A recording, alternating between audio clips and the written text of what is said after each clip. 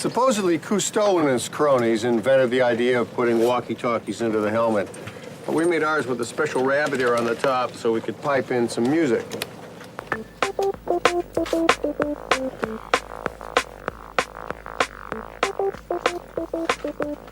Welcome back, everyone. Hello. Hello. Hello.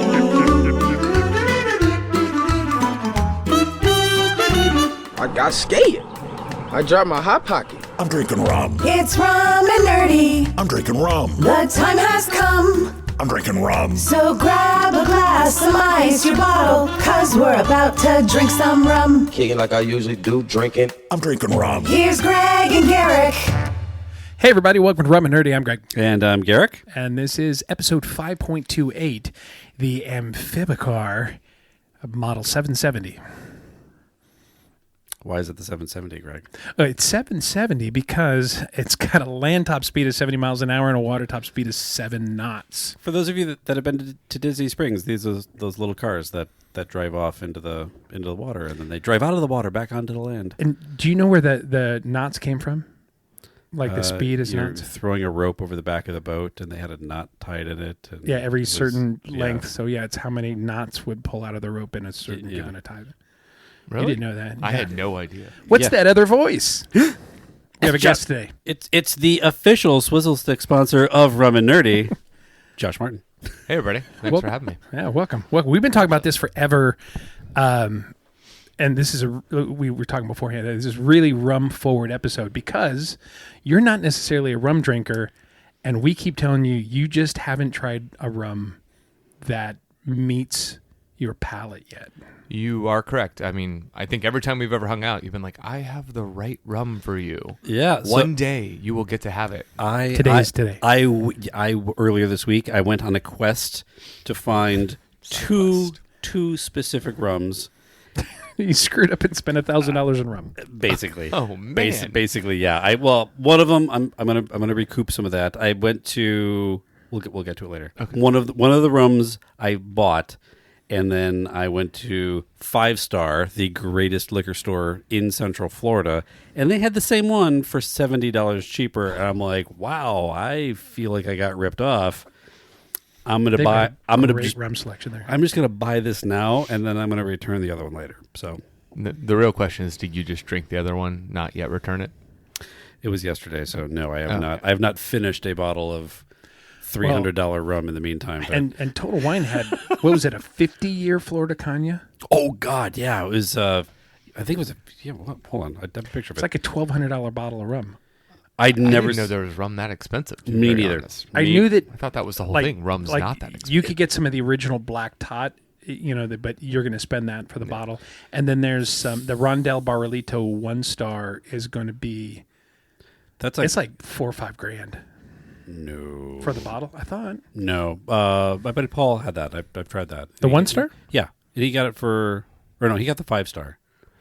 Sorry, that's. So I'm obviously a bourbon guy. Yeah. So I constantly will get like the vault from another local, I won't give them a shout out, but a local distiller.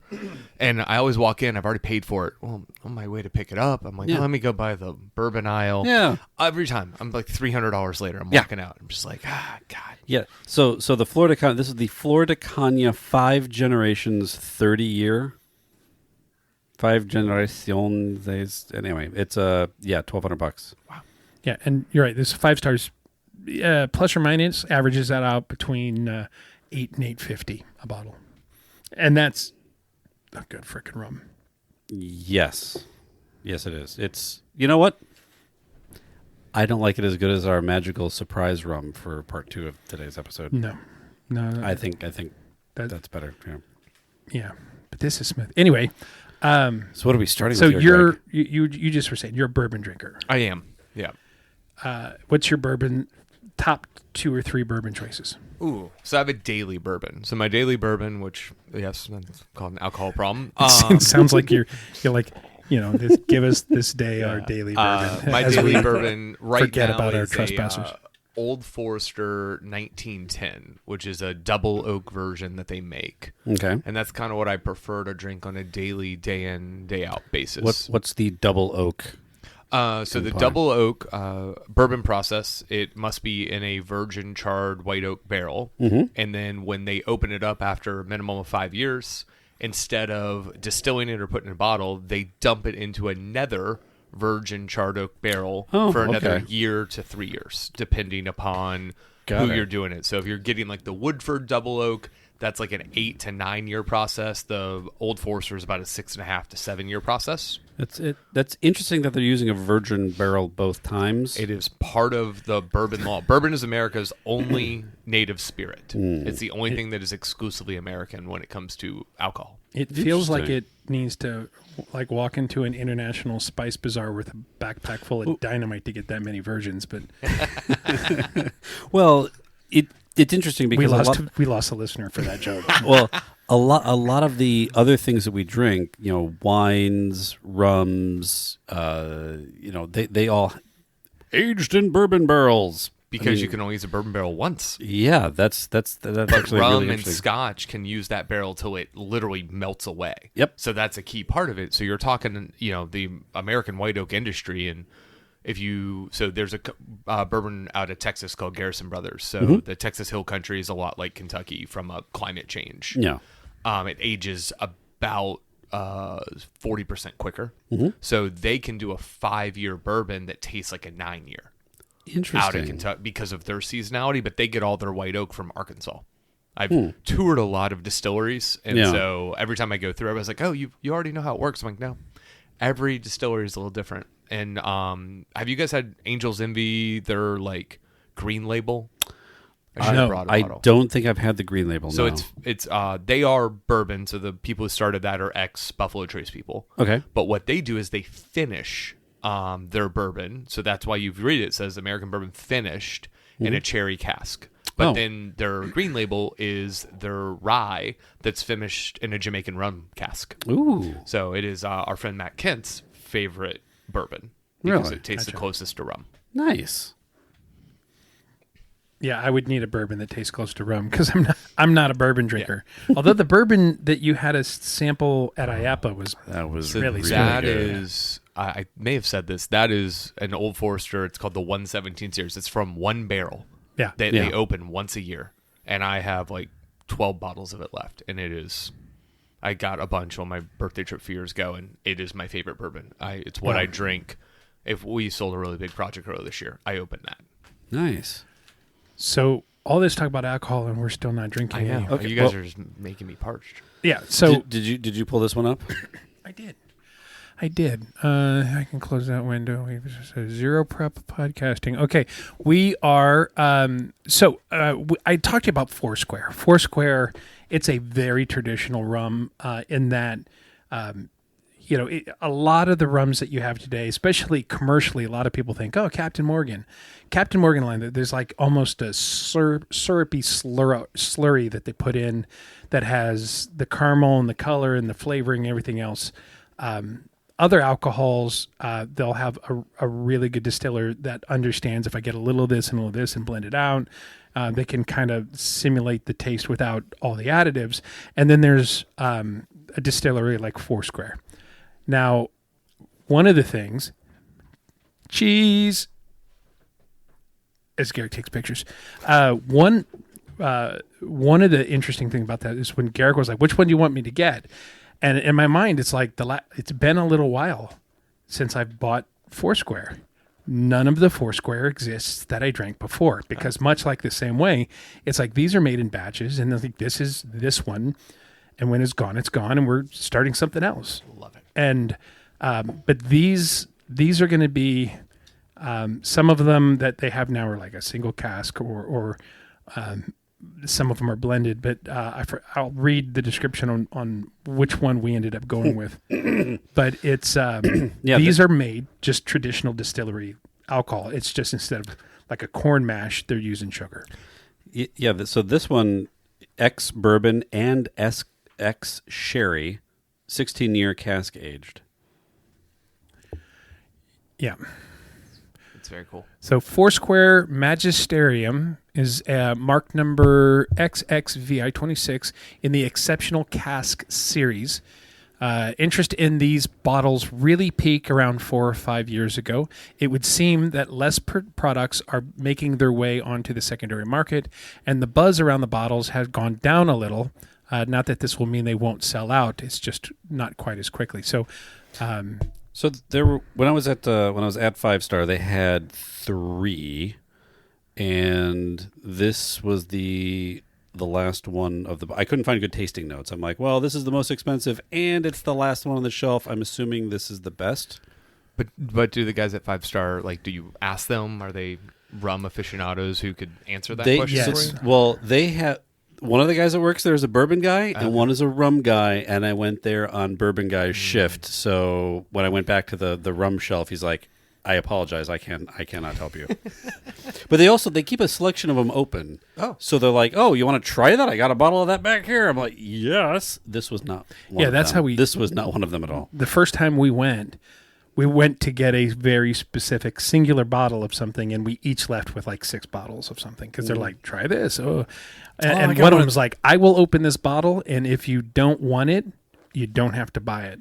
And we opened it, tried it, and we're like, Oh, but that's going but home. if you like it, you have to take one. We're like, okay, sure, it's good. There's a bourbon bar in downtown Lakeland.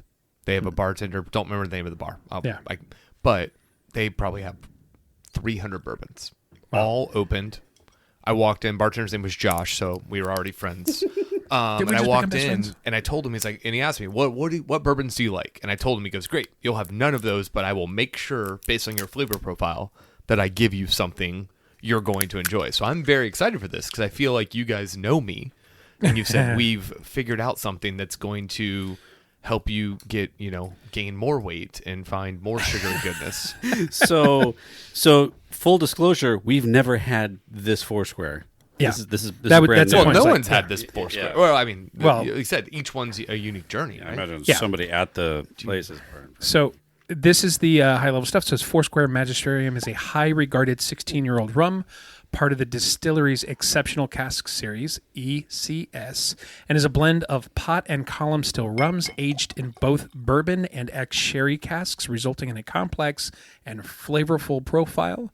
Reviewers praise its rich, full-bodied character with notes of dark chocolate, dried fruits, vanilla, and spices, often highlighting the influence of the sherry cask, and is generally recommended for sipping neat or in sophisticated cocktails like an old fashioned. All right. So, but we're going to do this our scientific way, which is you sip it, and then if you want, you can add a cube, and then if you want to add Coke, then we'll punch you in the face and then add Coke. Yeah, as a general rule, I will not put Coke in anything I spend more than $100 on. I that's how I feel about anybody who puts that, unless you're drinking like Jack Daniels with, Yeah. yeah. Other than that, Yeah. Yeah, you get this. smells good. I definitely get the fruit Yeah. on the nose. This one's a higher. Wasn't this one higher octane? what's the proof? Wasn't like 58. So- 116 proof. 58%. That's solid. Definitely got some heat. Yeah. Yeah, it's... Okay. Well, here.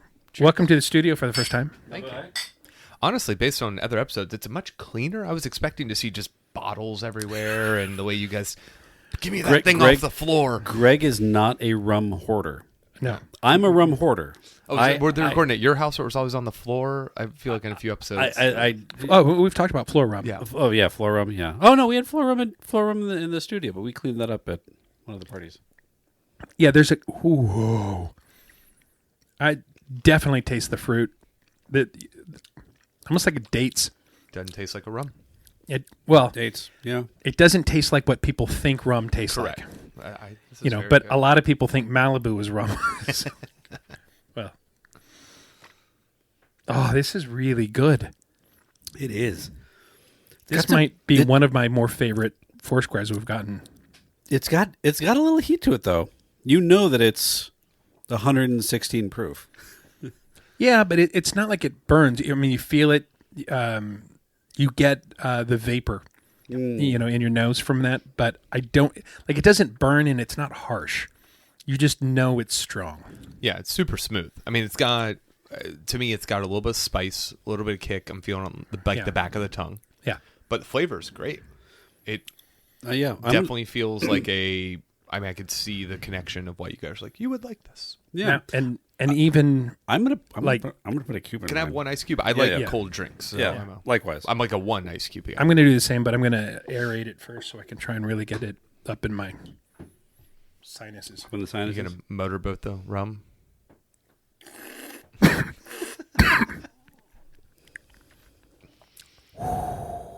There's that dark chocolate. Oh, You Dude. you get the dark chocolate with the aeration. wow. There you go. Thank you. You know what? And as it kind of settles in, I can smell the bourbon barrel. Can see the bottom. Oh yeah. There you go. But I told you, like, that's one of my superpowers, by the way. If you don't drink rum, I will find the right rum to change your mind. But I think absolutely anything from Foursquare, you are going to like more than you anticipate. So these guys are based in Barbados. That's where they Yeah, do all so, those yeah. things. Very cool. How long has Foursquare been around? A very long time. If only there was a device.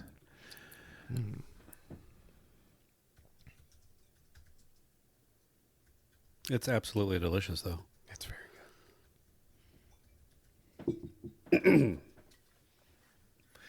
Foursquare Distilleries was established in 1996 by the Seal family on the island of Barbados. It is located on a former sugar plantation dating back to 1720. The distillery is known for its commitment to traditional rum-making techniques and is currently operated by Richard Seal, a fourth-generation rum producer. I really thought at first you meant that was like Kissed by a Rose Seal. And like he had started it, and I was like, that was like right when he got his money, Batman Forever time, and I was Yeah. like, oh, he started a rum place. And we can... There is definitely a rum here for Josh to love. We are drunk. I'm making... No. You might not realize this, but I'm making these lyrics up as we go. Totally couldn't tell. Seal of, what is it, Mountain Dew commercial fame? Oh yeah, he was in that Super Bowl. It was great. It was weird as hell. Do the do. I say that. I introduced, my daughter did something funny the other day, and I made a Puppy Monkey Baby reference. And I she's forgot like, about that. She's like, what? I'm like, Puppy Monkey Baby. Oh, I realized I'm the only human on earth that no, let me play you a video.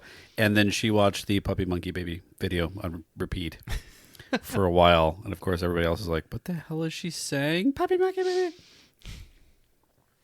Anyway.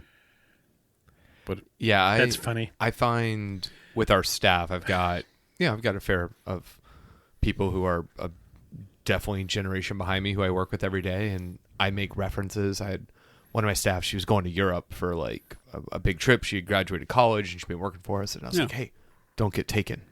She's like, yeah. Never had heard the movie, didn't know the reference, didn't know any of that. I was like, for 2 weeks, I'm making like Liam Neeson jokes around her of like, I don't have that special set of skills. Like, I don't know what's going to happen. And like, she got back, she's like, what were you referencing? I was like, oh, I'm so old. oh, yeah, you need to go on a bus tour in Schwarzwald. Yeah, that's the whole thing. Yeah, I was listening to a pop culture podcast, and they were talking about how like, the death of the R-rated comedy and how they just do not exist anymore, and that guys who may be making R-rated comedies right now, like even like a Burt Kreischer who kind of did his Machine movie, he did that just more on fun, but like Hangover, Wedding Crashers, stuff that like early, like all that stuff was Those were iconic when Yeah, and they when don't they came out. Yeah, And even, I watched the Happy Gilmore 2. Okay, I did Netflix? as well. I loved it. I'm gonna be honest. I loved every part of it. It was good, but it wasn't as... I don't know, what's the word? It wasn't as offensive in like the way they were talking about it coming into it was like, hey, if you have any sensibility, like they're gonna come at you. I didn't get I was it. expecting it to be a lot more. Yeah, it's like that disclaimer was aimed at people in a different comedic bracket than you exist yeah, in. maybe. But at the same time, it's like there are something like Eddie Murphy Raw. Yeah. We tried to watch it last year.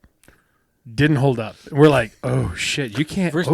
Versus like Carlin's work still holds up. Absolutely. I mean, if you found it offensive in 1985, you're still going to find it offensive, but it hasn't become more offensive. No, but that like Carlin was more like practical, pointing out the stupid things in the world that we should all be making fun of, and only he is.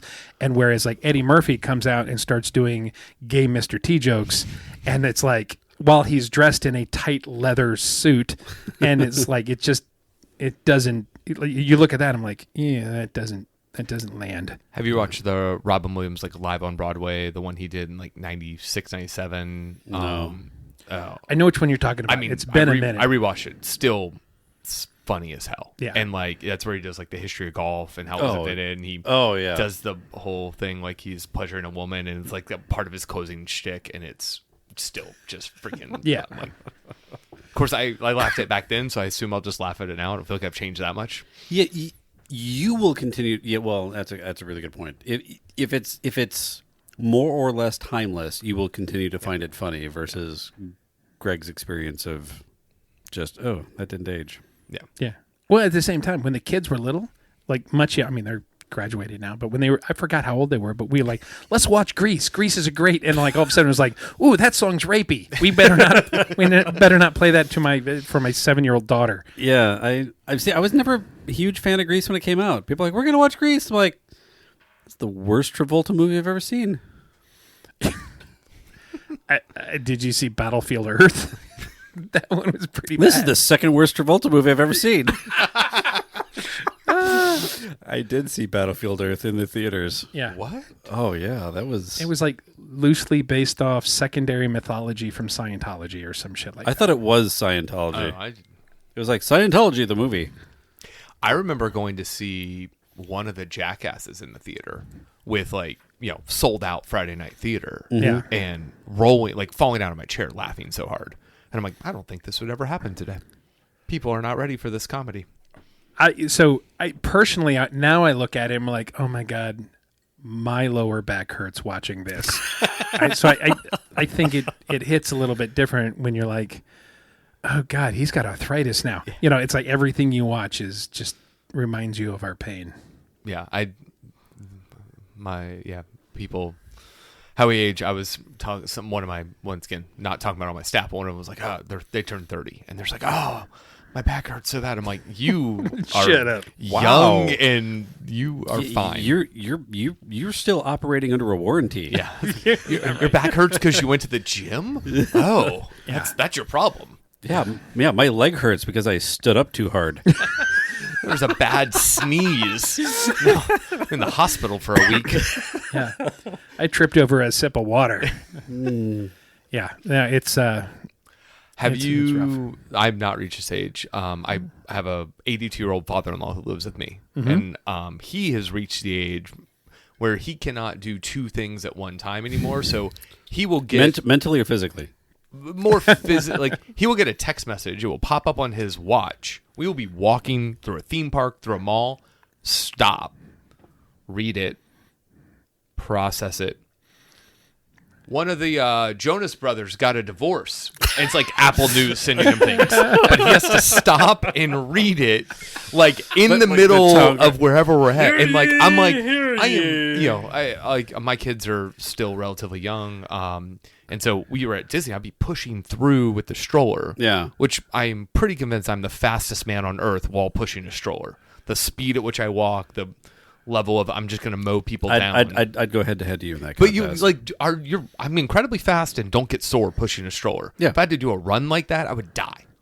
See, and I'm to the point where when I'm driving a car and I'm trying to read the signs for my exit that I have to turn the radio down to see them. It does make you see better. That's proven. Yeah. It's like, this song's too loud. Can you turn it down? I'm trying to read these signs. This is a fantastic run. We figured you'd like that. Well, and you haven't even gotten to the other one. Oh. Did we say what the other one was? We haven't said what the other We one haven't is. said it. Oh, it's going to be so spectacular. That's a teaser. You have to go to like a commercial break to get people to come back for that. But wait, It's going to there's be more. spectacular. And the second rum is actually moonshine. Salted You caramel want me to bring it out? moonshine. Bring it up here? Yeah. The reveal? Yes. Dun, dun, dun. This rum, the box it came in had a mom. Whoa. This is It's in a leather box. this is impressive. Allow me to present to you Like if it didn't come in that box, it would be like $50 less expensive. the. There's more leather in that than my. That's like embossed leather. This like is- that is It's legit. And here I'm gonna see if we can Foley this. That's two locks, luggage clasps. double locks. Double locks. Angels sing. For, So for those of you that don't Gorgeous know, bottle. yeah, for those of you that don't know, this is the Facundo Paradiso XA. So Facundo is Behind the locked cabinet at Total Wine, but don't go there because it's $70 too more much. than you will get it at 5 Star, which is on the top shelf. You have to stand on your tippy toes and you can get up there. yeah, and this is things can blow your mind. That bottle of rum is made by the family that owns Bacardi. Yeah, it's, This is their family's private label. yeah. This Yeah, rum is Facundo. so good they couldn't publish it under the Bacardi label. Yeah. The only thing that you're even going to look at that and get a sense that that's what it is when you pull it out, you can see in the logo on the bottom, and that there's a ring down at the bottom that's got the bat. I feel obligated to take like a photo of this thing as it's sitting in its little perch because you pop the box off and it kind of looks like a little crown sitting on a. It does. It's reminding me of a completely other thing I'm not supposed to talk about yet. If you look at that band at the bottom, Yeah, right. Yeah, right. Embossed in the glass. Yeah. that bat is the only similarity between it. But Facundo was apparently the patriarch to the Bacardi family, or something to that effect. So they have the Bottle 392 of 2000. Yeah, they have like the Exquisito and Neo the is just their pot still clear. Yeah, the Neo's not great. The Exquisito it's good. It's a solid rum. I think the last time we had it, it was $100. But Yeah. So how not often do you bad. guys have this? I don't know. This is the third bottle I've ever been a part of. Oh. So So the goal is to record the entire episode while we drink the whole bottle. So okay. Rum and Nerdy After Dark. Garrick's like, yeah, that's fine, but you're chipping it. yeah. Okay. So we were at a corporate event. We'll call it a corporate event because I'm not throwing anybody under the bus here. I was there with a handful of other industry rum friends, sitting at the bar, and at the establishment we were at had a very nice rum selection, and I'm like, hey, I see you got the Paradiso up there, and the guy's like, oh no, I'm sorry, that's not included. That's not included in the bar package. I got some other good rums. Oh, okay. We had talked rum all night, and I mentioned it to some other people. Hey, you see that bottle up there? I think like that's the best rum I've ever had. You got to try it. And they're like, okay, one of these days we'll see. And then, of course, if you stay really late at these parties, the bar package runs out, and some amazing individual with commitment to the party throws down their credit card and says, open bar, like it's on me for the rest of the night. And as soon as this decree Which was is a made, terrible idea. Which is because Thursday anybody at 1 a.m. based on that. Anybody that is there that late is a professional drinker. And we are ready. as soon as the announcement was made, the bartender that I've been chatting to, he looked at me from the other side of the bar. He's like, eh? And I'm like, yeah. It wasn't even that. He was just like, uh-huh. I'm like, uh-huh. And he got the bottle down. Here you go. $70 a shot is what they were charging for this. So And they finished the bottle. So I took it. And I'm like, this is, again, the best rum I've ever had in my life. I went and I found my rum brethren through the establishment. I'm like, by the way, you can go get this now. And they're like, oh, And I actually wasn't at that. you were not. I was not. That You was were not. when I was still at the Enemy. and was not allowed at such party. Oh, Anyway, while you're opening that up, I'm going to go through this real fast. Facundo Paricio is the premium aged rum known for its smoothness, complexity, and rich flavor profile. It is often described as decadent and luxurious. It's generally well regarded, though some find it too expensive for its perceived value. Smoothness is many reviews high, and it is incredibly smooth and mellow character. The rum offers layered, nuanced taste experiences with notes of caramel, vanilla, dried fruits, and spices. Commonly mentioned flavors include caramel, vanilla, almond, toffee, dried fruits, raisins, and sultanas, cinnamon, and a hint of tobacco. I foresaw myself pulling that cork out and going. Greg missed all of that. I just dribbled I've seen him do it. $50 worth of rum down the front of my shirt. No, I did not. He's like, why are you sucking on your sleeve all I night? was really Oh, afraid and you of doing have that. like a Glencairn glass for it. Oh yeah, we got the fancy glasses Okay. for this. Yes. Those are our Florida Rum Society glasses. Oh. And I'm gonna give Greg. I'm gonna give you that fancy one. Oh, man, it's been a long time. The nose is so smooth and fruity. Garrick often describes this as the rum out of the bottle that tastes like it is a high-end mixed cocktail. The level of fruit on that initial sniff is just incredible. Yeah. Like the other one, we tasted it, but you didn't get that smell. No. And it's smooth. It smells It's very smooth. floral. It feels smooth, and you can smell the complexity when you taste it. Here's to stir sticks. Stir sticks. Thanks for having me.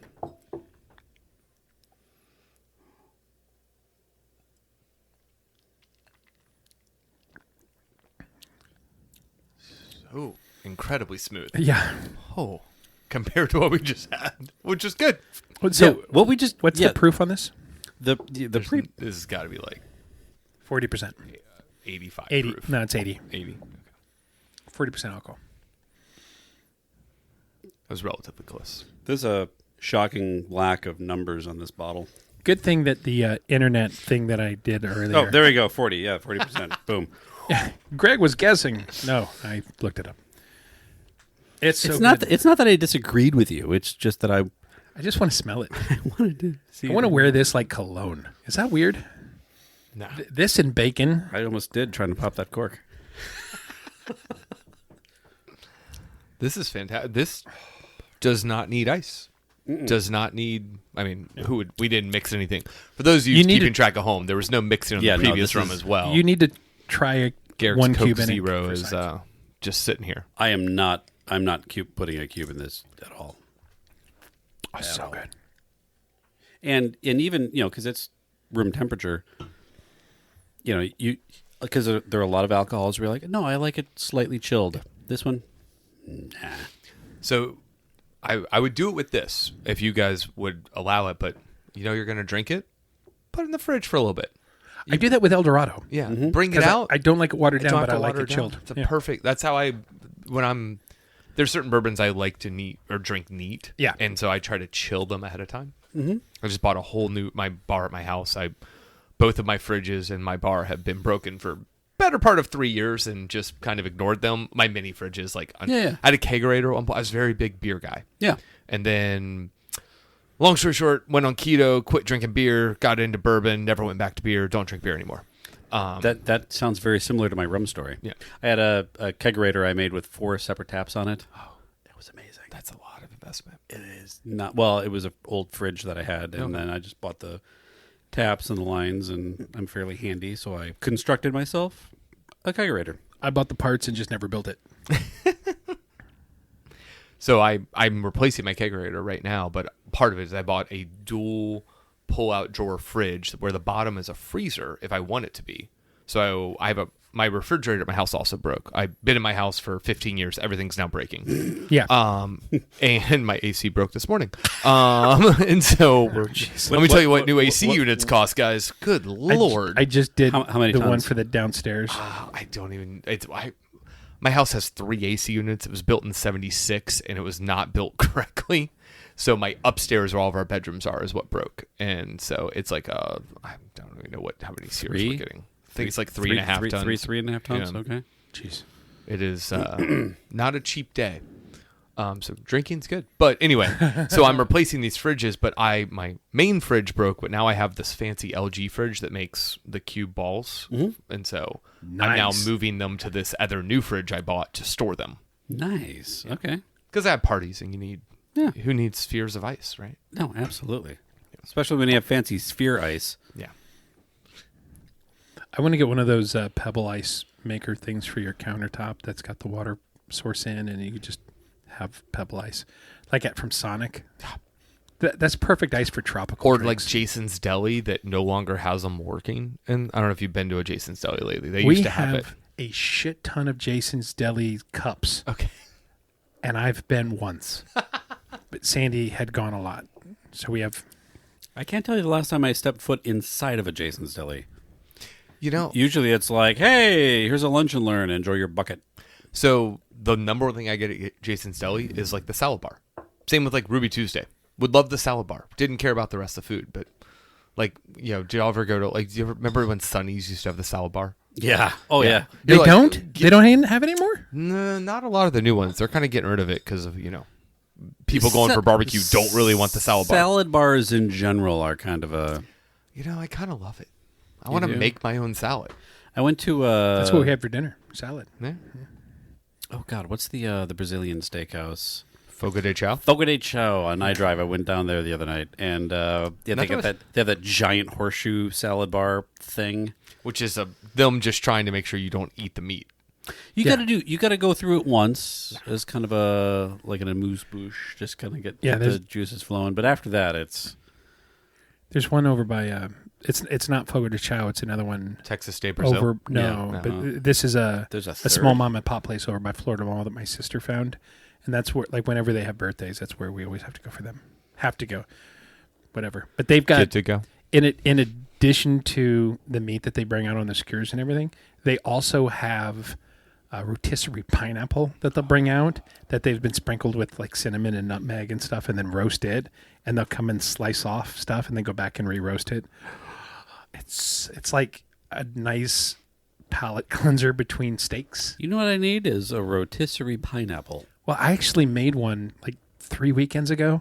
I ended up doing a rotisserie pork loin, and then when it was close to done, I added a pineapple on the end. I'm just kind of mad I was invited over. That sounds amazing. It was. I love like some grilled cooked pineapple. I'll smoke. I have a smoker, so I'll smoke pineapple. Like I'll be making something. I'm gonna have like. What do you smoke the pineapple with?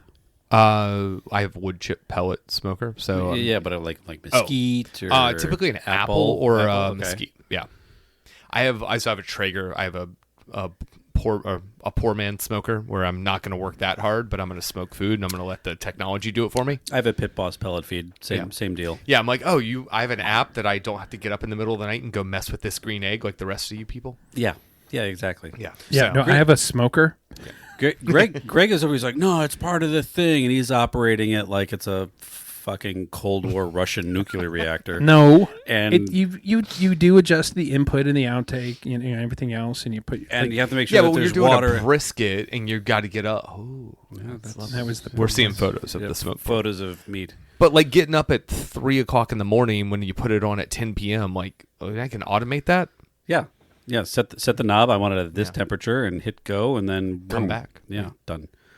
I absolutely love my pellet feed, and then I have a wood box for the bottom of the pellet feed as well. So so on top of the pellet feed thing, there's just a box of the straight wood chips, so you get the additional bit of that, and then does yours have a tray in it for liquid, like a liquid water tray? No, it doesn't thing? cool that. It doesn't do that. So I have a liquid water tray at the base of mine, and its main job is to make sure that the moisture level stays constant, but you can fill it with beer. You can do all sorts of fancy stuff with the thing. And the IAAPA party that we do, I make I smoke. I do rotisserie chicken and I do smoked chicken. Okay. And the smoked chicken, I have stands where I can do beer can. I have one of the, And I'll smoke 2 chickens with the beer can in it. Although I think last year, just to mix it up, I used Coca-Cola. It was really, really good. I am buying a flat iron grill. Like that's my next, a flat top. That's my next purchase. They are so great. I have one out back. When we're done, I'll show you my patio. I'm cooking on my Traeger, and like it's just so much grease and so much stuff. It flames. I'm just like, I need a flat iron. Yeah. Yeah. I'm also gonna probably try to become a hibachi chef in my spare time. Like that's what I've decided. Dude, I will give you a recipe because we do a chicken and mushroom that the kids love. I do a lot of we'll do cheesesteak night and just make all the different things and then pull it you want mushrooms, you want onions, and just kind of pull it from the piles into the middle. Don't let him fool you. His smash burger night is way better than his cheesesteak night. My smash burger's on point. Yeah. But there's we actually use the Blackstone as much as we use the regular grill. I had a regular grill and I never used it. I used the Traeger for everything. And now I'm like, I kind of want a smash burger. And my kids are into burgers now, so that makes life easier. Yeah, we've been doing steak usually at least once a week. Okay. Once a night. Once a week we've been doing ribeyes. Come to our house with the fancy rum and steaks every night. Yeah, it's not bad living here. Yeah, it's Kids are gone. So much disposable income. right. But we've been. I'll cook two steaks for Sandy, and I'll make two steaks, and then slice it up to serve it. Yeah. Because neither of us will actually eat the whole thing, but usually there's like half to 3/4 of a steak, and the next morning, it's like we've been trying to target steak night for Friday because then on Sunday morning I do steak and eggs, with steak and eggs with tater tots in the air fryer. It's the best breakfast. That sounds like way too much breakfast. I've never been a big steak guy in the morning. I don't eat breakfast. I can't do it. I don't generally, but for the weekend stuff, I love it. And then, but because it's all pre-sliced real thin. Yeah. When I make the steak, and then I've been taking button mushrooms and quartering them, and doing sautéed onions and mushrooms. But it's just like a couple of fried eggs, and all that thinly sliced steak. Toss it into the pan next to it. And I've been doing for the bread stuff I've been cooking. I've been doing roasting garlic cloves in olive oil, and then I save the olive oil, so I'll drizzle just a little bit of the garlic olive oil on the steak with that little pat of butter. Just toss it in the pan and put it next to the eggs, and it's not a lot of steak, but it's just like that protein with eggs. Oh, so good. We just ate that salad. Now I'm wishing we had steak. Damn it! Welcome to Rum Nerdy, the cooking show you never thought you'd have. That's food and nerdy. It was one hell of a fucking salad. That's all I have to say. Yeah. Although, going back to the rum, Yeah, we should talk about Yeah. I'm just saying it still holds up. Like it. I love that you guys have not had this in a long time. And for those of you watching the video podcast that exists somewhere out there, their faces. We're gonna do it at some point. No. I'm just saying your faces and the enjoyment. I'm watching you. You're here to give me a rum and get me excited. You two are giddy with the rum we're having, and it's so good. We're just sitting here having this great conversation, but we're sipping this rum that are quite frankly almost gone already, and we're just it's fantastic. So everybody always says, like, I'm a big rum guy, but like, what's your favorite rum? Yeah. And every time I say, Fungo Paradiso XA, zero hesitation. Like this one's always just, that's number one in my mind. I have yet to try a single rum that overthrows this. And I've had for me, that question always comes back to, it's like, well, how are you drinking it? Yeah. Because the way you're consuming completely changes it. But, and I'm also the same kind of, like, I don't, nothing's my favorite for very long. I always kind of mix it up. Except for you, Garrick. You're always my favorite. Aww. I'm just saying, at the end of the night, when the bartender shoots you a look and like, everything's up for grabs, what you getting? I'm like, I'm getting this every single time. It's funny. So I was at a similar industry party, and that night they had given out drink tickets. Mm-hmm. And about 11:30, the host of the party gets up and is like, "Hey, so we know you have drink tickets, but we're like way far away from making our bill, so everything's open." And I had been like arguing all night because I'm trying to get bourbon that's on the top shelf. Yeah. And they open that bar up. Whew, we soared past that bar minimum for the last 90 minutes of that party. We are waiting for. Yeah. It was pretty thin. Yep, exactly that.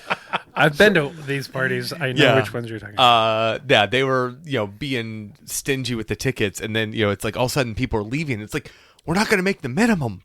Yeah, we got to pay for it anyway. Can I just go ahead and say, as somebody that hosts one of said parties, train tickets are so not the way to do that. Well, because one thing, people will come and they'll do the drink tickets, and then they'll go to a different party. And if you don't have drink tickets, they're going to just stick around. Yeah. If you like, your guys' party is just one of those icons. Yeah. And it's like, if you get invited to that party, it's not easy to get into. It's not the hardest one, but it's not easy to get into it. But when you go to it, there is no reason to leave. And that's what you really want in the conference party, is you want the very targeted list of people to show up and network there. Yeah. And one of my favorite things to do is to close said party. And it's usually 2:30, 3 in the morning. And then I hop. Yeah, and then I hop. But there's like 20 or 30 of us, and we take a big group shot. It's like our tradition every year. I think I'm going to make a Closers Club challenge coin for it this year. It's like, oh yeah, welcome to the Closers Club. Boom, there's your coin. So I say this: are y'all still going that late? Because post-COVID, it wasn't, and then. Oh, jeez. Last year, I broke my record. Okay, well, the name you wrote down, they moved to the same night now. Yeah. And so I'm in, because of what I do and the side I'm in both. And I'm trying to figure that out. But I didn't know y'all were going that late. I was like, I got to come back over. Yeah. No, we always do that. Because we're the same night as TEA. Yeah, which. Well, it's TEA and the one that starts with E. At the rooftop. I'm trying to. Should we just mention it? Is it whatever? No, we probably shouldn't. No, don't. Hold on, I'll write it down because neither of us know what you're talking about. Oh yeah, but they rotate. They rotate around. They rotate around a lot. Rotate around what? They're always on Tuesday. They have been for the last several years because they're always at that same bar. Yeah, that's fairly a new thing because they used to be on Wednesday. Yeah, a lot of people. But they also used to do a park buyout at Universal. Also true. Yeah, which was, and okay, so we're without naming names. Yeah, no names. I super appreciate what they're trying to do. I hate the parties that are in a park really far away. Like I kept going to TEA when it was at City Walk because I'm like, it's going to take me 2 hours to get in and out. Yeah, I loved him too. Like 15 years ago, I loved him. Yeah, but it's like now it's like I've got to go there. I've got to go there. Like this last year, I did between my kickoff barbecue and the drink thing on Friday. Okay, which I skipped. 17 parties in 6 days. I did 6 on Tuesday, which was that's impressive. My new personal record. That's impressive. I'm gonna say friend of the program, blonde, foreign. Her party's gotten great. Oh yeah, it really has. On Monday. Yeah, that's been a real. I was like, oh, look at you. Mm-hmm. Yeah, no, they did great. There's no room. Nobody can have a new party. Like you can't. What night are you gonna sneak in? Well, that's why I love the Sunday kickoff barbecue because, especially because we've got so many friends that come in from out of the country. Yeah, and it's like, cool. I'll come in on Saturday or whatever, and then they it's a good place because the other side of it is it's like the people you really want to hang out with, and it checks that box of being social with the people that you love before you have to work. Everyone's fresh. Yeah. So Sunday you're fresh. So Thursday night comes around and everyone's like, kill me now. Yeah, I don't want to be. So maybe I do like cocaine. I've not been to your barbecue because you and I have you do a couple things that and we're in different industries with that part of it, and we've got to figure out a way to make it happen together at one point. But part of that is my own strategy, very similar to you, of like, these are people I'm friends with. These are people that I'm excited to see. Yeah. I want to get them early in the week. My goal is to get that time Sunday, Monday of any trade show, whether it's IAAPA or we go to a few. I'd rather spend time on the front of the show. We get good time. And if I don't see you, I don't see you. But I've got you when you're like excited. Yeah. That guy who's like, let's go to dinner on Thursday night. I'm like, you're not going to like me on Thursday night. I am not. I'm working the floor all week. I am a shell of myself. I am not going to like me on Thursday night. Speaking of floor, yeah. Prior to hitting the record button, you had started to say something, and we're like, save it for the conversation, or save it for the recording. Yeah. I was talking about our booth. So you guys got to record with us last year. It was super fun. I can't say that. I'm gonna spoil some of it. I have to. They're doing some stuff, but so our booth this year, we move locations again. We're actually back to where we were the first 4 years we did it. Okay. Somehow we ended up back in the same spot. Because everybody revolves around Zamperla and how big a booth they try to put in. And so, but we've been redesigning our booth, and our team has been doing a fantastic job, but we were trying to make a decision in June, take all the stress off. It got decided yesterday. Wow. It's been, and we're not even done with graphics. It's just been how we're going to build the booth, what we're going to do. We're changing up how we do rooms this year. Cause our booth, you guys may know, we didn't do a booth until 5 years ago. So we had kind of knew that, but you've already won the golden we ring? We won a brass ring last year for our booth. So we're changing up this year to try to do something a little different, but it's one of those things that are such a big investment, but we maximize the time on the floor, or God willing, we'll have you guys back. We'll do something. We'll have another recording area if you guys want. But we're trying to create a space that is a little bit more approachable from a just, hey, come hang out. We're big on trying to serve coffee. We're big on having water. We, not that we're trying to take what the TA used to do, but we're just like, hey, come by our booth. We don't care. We like having foot traffic. We like having people there. That's the one thing that the TEA always did really well is, you have a booth, so you were never in the, where should I meet you? Yeah, you never had those issues, but we would always, hey, let's meet at the TEA booth at this time, and you could knock out a couple of meetings, and it was great. And which is what they are doing with the TEA Central. The rooms. Yeah, and they're going to expand that because it was so successful. It was good for them. It was really good. I mean, as a booth having person, you probably don't fully appreciate it, but I didn't have a booth for my first 10 years in the industry. So I would use TA, I would use other friends' booth, I'd grab a table. I was that guy on the floor who just walk around trying not to feel like I'm hanging around, but I was like, I need your table. Yeah. No, TA Central, oh my God. You need to meet with some clients, you got a little pitch, you got something you need to do. How much have you got? You guys don't do this. So the floor sold out in March. So IAAPA is going to be, this is crazy. The earliest they've ever sold out. It's getting bigger and bigger. They're having all these discussions of how do we take over other halls, or what do we do? Yeah. I know ETC doubled the size of their booth too, so they're going to be bigger. Yeah. Are people expanding into because TEA Central is North Concourse, and I know that the North Concourse is usually kind of dead. Are more things? Is that the hotel concourse or the other concourse? No, it's the Universal Boulevard side. Okay. It's the one where it's hey, I can see Topgolf from here. Okay. No, I don't know. I stay in a hotel that week, so I come from the Hyatt and go to my booth and go back to the Hyatt. Yeah, I'm usually at Hilton.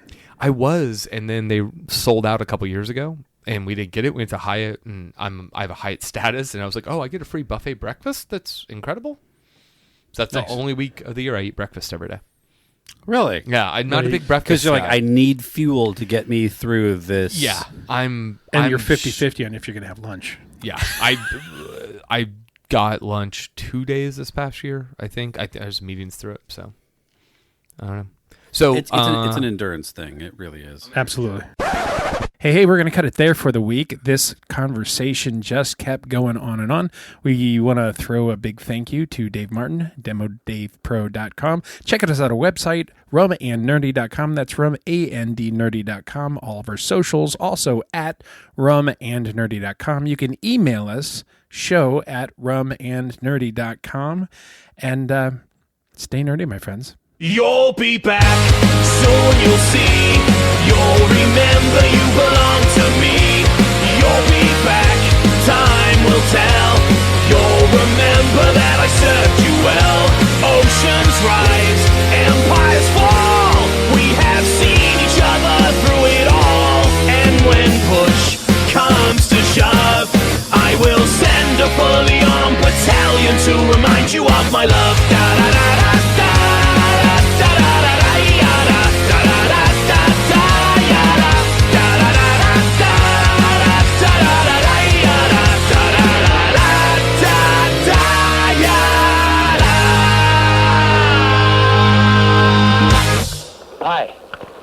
I'm Lloyd Bridges, inviting you to join us for another action-packed story of underwater adventure 1 week from today. And that's why he's called Cliffhanger. Can't hold on much longer.